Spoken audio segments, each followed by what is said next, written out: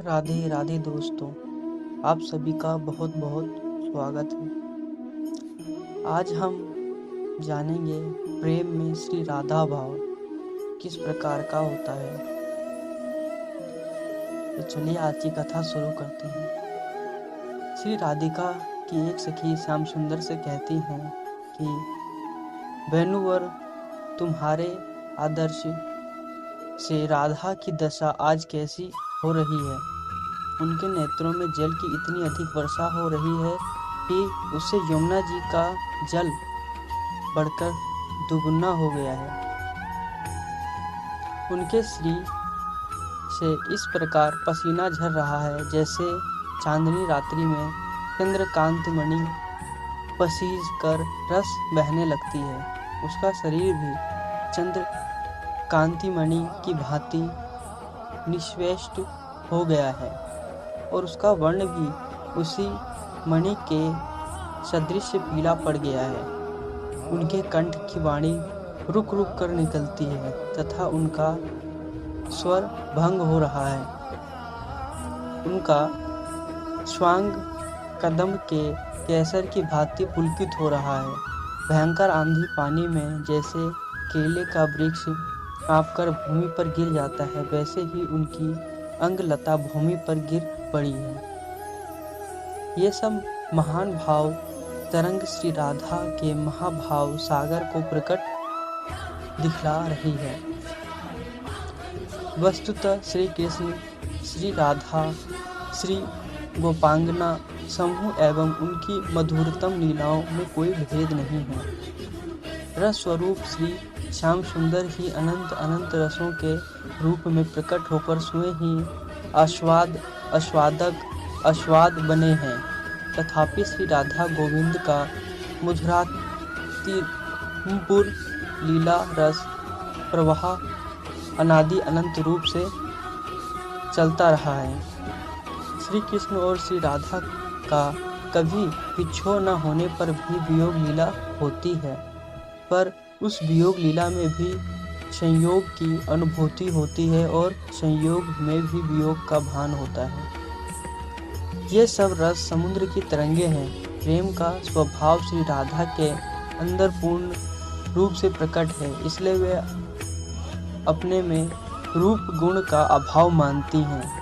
श्री कृष्ण को नृत्य उनके सान्निध्य में ही देखकर सोचती हैं कि मेरे मुँह में प्राणनाथ यथार्थ सुख से वंचित हो रहे हैं। अच्छा हो मुझे छोड़कर ये अनंत चले जाएं तथा सुख संपदा करें। पर श्री कृष्ण अभी इनके पृष्ठ इनसे अलग नहीं हैं। इस प्रकार प्रेम का प्रवाह चलता रहता है। परम त्याग, परम प्रेम और परम आनंद। प्रेम की इस पावन बिछोनी का प्रवाह अनवरन बहता रहता है। एक विचित्र बात तब होती है जब श्री कृष्ण मथुरा पधार जाते हैं। श्री राधा तथा समस्त गोपिन मंडल एवं ब्रज उनके वियोग में अत्यंत पीड़ित हो जाते हैं। यद्यपि श्री श्याम सुंदर माधुरी रूप में नृत्य श्री राधा के समीप ही रहते हैं, पर लोगों की दृष्टि से चले जाते हैं। मथुरा से संदेश देकर वे उद्धव जी को ब्रिज में भेजते हैं। श्याम सखी श्री उद्धव जी ब्रज में आकर नंद बाबा एवं यशोदा मैया को सांत्वना देते हैं कि फिर गोपांगना समूह में जाते हैं। वहाँ बड़ा ही सुंदर प्रेम का प्रवाह बहता है और उनसे उद्धव जी का समस्त चित्र प्रदेश अप्लावित हो जाता है। तदंतर वे श्री राधा कांत जी से एकांकी में बात करते हैं कि श्री राधा की बड़ी ही विचित्र स्थिति है। वे जब उद्धव जी से श्री श्याम सुंदर का मथुरा में भेजे हुए संदेश सुनाते हैं, तब पहले तो राधा ही चकित होकर मानो संदेह में पड़ी हुई सी कुछ सोचती हैं। फिर कहने लगती हैं, उद्धव तुम मुझको यह किसका संदेश सुना रहे हो? तुम झूठ क्यों बोल रहे हो? मेरे प्रियतम श्री श्याम सुंदर तो यही हैं। वे कब परदेश गए, कब मथुरा गए, वे तो सदा मेरे पास ही हैं। मुझे देखो, बिना एक क्षण भी उनके मुझे रहा नहीं जाता, और मुझे देखे बगैर उन्हें भी नहीं रहा जाता। वो व्याकुल हो उठते हैं। वे मुझे छोड़कर कैसे चले जाएंगे? फिर मैं तो उन्हीं के जिलाए ही तो जी रही हूँ। वे ही मेरे प्राण के प्राण हैं। वे मुझे छोड़कर चले गए होते तो मेरे श्री में प्राण कैसे रहते? इतने में ही श्री कृष्ण दिखलाई दिए। तब श्री राधा बोली, अरे देखो, उधर देखो, वे नंद किशोर कदम के फूल के खड़े किसी निर्मित दृष्टि से मेरी ओर देख रहे हैं और मंद मंद मुस्कुरा रहे हैं। देखो तो, मेरे मुख को कमल समझकर प्राण प्रियतम के नेत्रों में भ्रमण मतवाले होकर मधुर रसपान कर रहे हैं। देखो, भुएं चलकर और आंखें मटकाकर वे मेरे प्राण धाम मुझे इशारा कर रहे हैं तथा अत्यंत आतुर होकर मुझको एकांकी शून्य में बुला रहे हैं।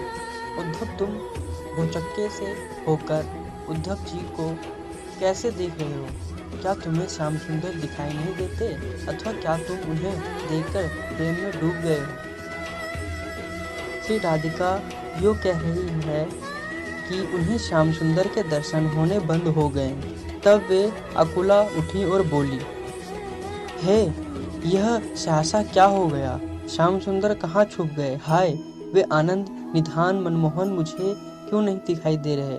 वे लीला में क्या आज पुनः आंख मिचोली खेलने लगे, अथवा मैंने उनको तुम्हें दिखा दिया, इससे क्या उन्हें लाज आ रही है और वे कहीं छिप गए? नहीं नहीं, तब क्या वे सचमुच श्री श्याम सुंदर मुझे छोड़कर चले गए? हाय, क्या वे मुझे छोड़कर सच में चले गए? हाय उद्धव, तुम सच कहते हो, तुम सत्य संदेश सुनाते हो। वे चले गए। हाँ, वे मेरे लिए रोना शेष छोड़कर चले गए। पर ऐसा कैसे होता? जो पल पल में मुझे अपलक नेत्रों से देखा करते थे, जो मुझे सुख में देने के लिए बड़े सुख के मान अपमान स्तुति निंदा हानि लाभ सुख दुख सब सहते, मेरा दुख जिनके लिए घोर दुख और मेरा सुख जिनके लिए अत्यधिक सुख था, वे मुझे दुख देकर कैसे अपने जीवन में सुख को खो देते? अतएव वे गए नहीं हैं, यहीं छिपे होंगे। इतना कहते कहते श्री राधा का भाव बदला। उनके मुख पर हंसी छा गई और उल्लखित होकर कहने लगी, हाँ ठीक, वे चले गए। मुझे परम सुख देने के लिए ही वे मथुरा में जाकर बस गए हैं। हे कृष्ण, आपके होठ मधुर हैं, आपका मुख मधुर है, आपकी आंखें मधुर है, आपकी मुस्कान मधुर है, आपका हृदय मधुर है, आपकी चाल मधुर है। मधुरता के इस हे श्री कृष्ण, आपका सब कुछ मधुर है। मैं इसका रहस्य समझ गई, मैं सुखी हो गई। मुझे सुख देने वाले प्रियतम के इस कार्य को देखकर मुझे तो सब पुरानी बातें याद आ गई जो मुझमें उनमें हुआ करती थी। तो इस प्रकार से राधा जी भगवान श्री कृष्ण को याद करती हैं। आपको ये कथा कैसी लगी आप कमेंट में ज़रूर बताएं। मैं आपको मिलूँगा अगली वीडियो में, तब तक के लिए मेरा प्यार भरा राधे राधे।